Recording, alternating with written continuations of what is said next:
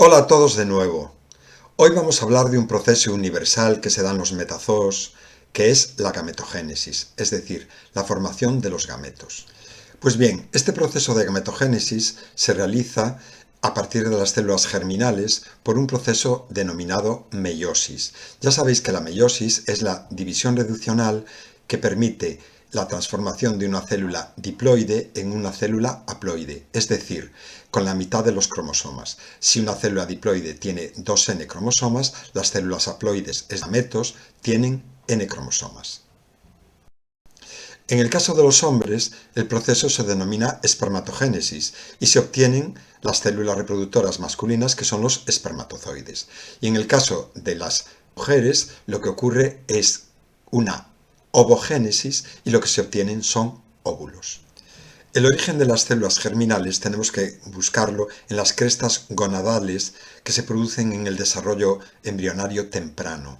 Por lo demás, la espermatogénesis al ocurrir en varones tiene lugar en los testículos y la ovogénesis al ocurrir en las mujeres tiene lugar en los ovarios. La testosterona es la principal hormona masculina y es la responsable de la espermatogénesis. Se produce en las células de Leydig y donde va a tener lugar justo la espermatogénesis es en estos túbulos seminíferos del testículo. Este es un esquema del testículo con todas sus partes.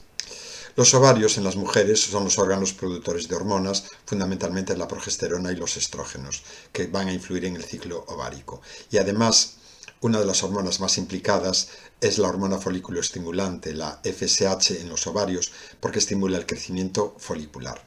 Aquí vemos una representación de la maduración de los folículos. Tanto la espermatogénesis como la ovogénesis se pueden subdividir en fases. Una fase inicial, que sería la fase de proliferación, una fase de crecimiento, una fase meiótica o de maduración y una fase de diferenciación en células reproductivas como espermatozoides y óvulo. Lo que pasa que estas fases no son exactamente simétricas, ocurren de una manera ligeramente diferente entre la espermatogénesis y la ovogénesis, como vamos a ver a continuación cuando las expliquemos. Bueno, pues vamos a ver ahora en detalle cómo tiene lugar la espermatogénesis.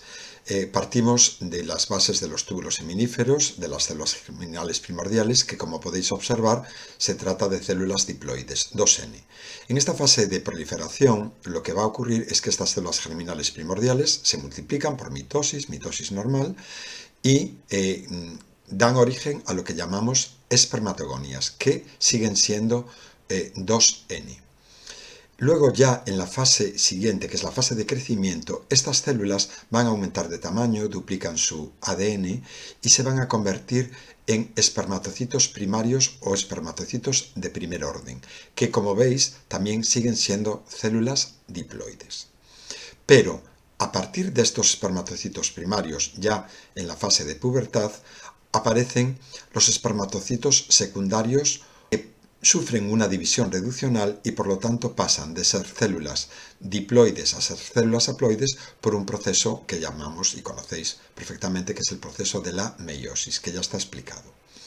A partir de estos espermatocitos secundarios, haploides, se dividen en dos células por una mitosis normal y a continuación vendrá una segunda división meiótica que dará origen a 4 células haploides que vamos a llamar espermátidas.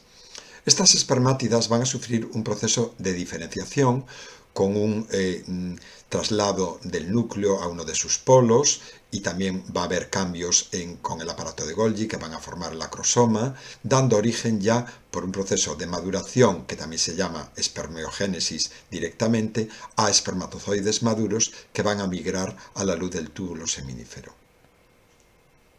Por lo tanto, y repitiendo, vemos como las espermatogonias diploides se convierten en espermatocitos primarios, también diploides, pero estos espermatocitos son los que sufren la primera división meiótica, que convierte estos espermatocitos primarios en espermatocitos secundarios, que ya son N, y estos, a su vez, por una meiosis 2, se dividen de nuevo, ya sin división reduccional, y se convierten en espermátidas. Son estas espermátidas las que sufren el proceso de diferenciación para convertirse en espermatozoides maduros. Antes se me olvidó deciros que las mitocondrias migran hacia el filamento axial entre el núcleo y el flagelo y constituyen ahí una pieza intermedia, que va a ser muy importante para aportar energía a los movimientos flagelares en el desplazamiento del espermatozoide. Si ahora nos detenemos un momento, sabemos que hay espermatozoides que portan un cromosoma X y otros que portan un cromosoma Y, y que esto va a ser fundamental a la hora de la determinación del sexo durante el proceso de fecundación. Entonces, aquí, con este esquema, me gustaría que os deis cuenta en qué momento tiene lugar ese proceso para que luego los espermatozoides porten el cromosoma X o el cromosoma Y. Veis que los espermatozoides primarios todavía tienen 44 cromosomas XY, pero que tras la división meiótica en la fase 1, cuando se convierten en células haploides, los espermatocitos secundarios, unos llevarán 22 cromosomas somáticos más un cromosoma sexual X, o 22 cromosomas somáticos y un cromosoma Y. Y luego, en la segunda división meiótica, cuando se convierten en espermátidas, ya son espermátidas 22X o 22Y. Y luego, simplemente con el proceso de maduración, se van a formar espermatozoides X o espermatozoides Y. Si ahora hablamos de la ovogénesis, deciros que el desarrollo de las células germinales tiene lugar hasta la 15ª semana en el desarrollo embrionario fetal, para producción de ovogonias. La transformación de estas ovogonias en ovocitos de primer orden o ovocitos primarios tiene lugar durante el desarrollo fetal. Aquí veis en la imagen cómo tiene lugar esta transformación mediante una meiosis. Por lo tanto, los ovocitos de primer orden pasan de ser células diploides de las ovogonias a células haploides. Durante la pubertad, los ovocitos de primer orden van a terminar con lo que es la primera división meiótica y se van a dividir en dos células con un reparto desigual del citoplasma, de tal manera que una célula completa va a ser el ovocito de segundo orden y otra célula en la que prácticamente solamente hay un núcleo con un envoltorio es lo que vamos a llamar corpúsculo polar 1. Y este corpúsculo polar prácticamente va a degenerar. En este esquema podemos repasar un poco lo que acabo de decir hasta ahora. De las células germinales primordiales, por mitosis se dan ovogonias, que por mitosis darán origen a un ovocito primario. Meiosis 1 detenida en profase 1. Este proceso prolongará después de la infancia cuando llega la pubertad o la edad fértil de la mujer. Entonces, ese ovocito primario, con una meiosis 1 que permanecía en fase 1, se convierte en un ovocito y se completa la meiosis 1 y se forma el primer corpúsculo polar, como os decía hace un momento, y nos queda lo que llamamos ovocito secundario, que se queda detenido en metafase y solo se finalizará, y esto es muy importante, si tiene lugar una fecundación. Si hay una fertilización por parte de un espermatozoide, se completa la meiosis 2 y después de la fertilización se forma el segundo corpúsculo polar, que también degenera, para dar lugar ya, tras la fertilización, la célula principal al cigoto. Es decir, las ovogonias y los ovocitos primarios son células diploides. Tras la primera división meiótica obtenemos los ovocitos secundarios, que ya son haploides, el primer corpúsculo polar, y este ovocito secundario dará origen al óvulo, por supuesto haploide, con los tres cuerpos polares que degeneran. Este proceso tiene lugar ya a la segunda división meiótica. Este esquema explica con claridad las diferencias entre espermatogénesis y ovogénesis, que, como os dije anteriormente, no se trata de procesos exactamente simétricos. Es cierto que los procesos meióticos ocurren después de la pubertad, pero mientras que hay un parón durante la ovogénesis, este parón no tiene lugar en la espermatogénesis, que además es un proceso que va a ocurrir a lo largo de toda la vida después de la pubertad, mientras que la ovogénesis va a tener un proceso de finalización con lo que llamamos la menopausia en las mujeres.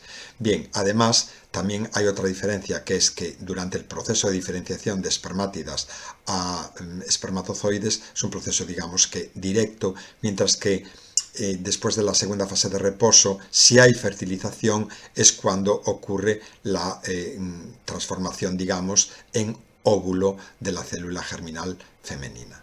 Bueno, pues con este esquema y a modo de resumen se ven muy bien de nuevo las diferencias entre la espermatogénesis y la ovogénesis, sobre todo este último proceso que es fundamental porque la segunda división meiótica se completará cuando hay una fertilización del óvulo. En este esquema podemos ver cómo tiene lugar a nivel celular el proceso de la espermatogénesis y la ovogénesis, cuáles son las diferencias, porque como podéis observar, a partir de un espermatocito se forman 4 células fértiles, 4 espermatozoides maduros, mientras que a partir de un ovocito diploide solo se va a formar un óvulo maduro.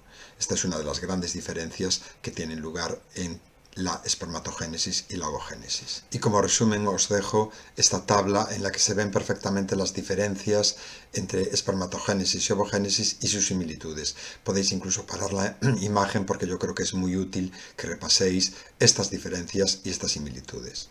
Bueno, y como la espermatogénesis y la ovogénesis su fin es la producción de gametos y de células reproductoras, aquí os dejo un esquema de un espermatozoide y aquí las imágenes reales tomadas por nosotros en nuestro laboratorio de espermatozoides teñidos con azul de metileno. Y este es un esquema de un óvulo con todas sus partes y su corona radiada.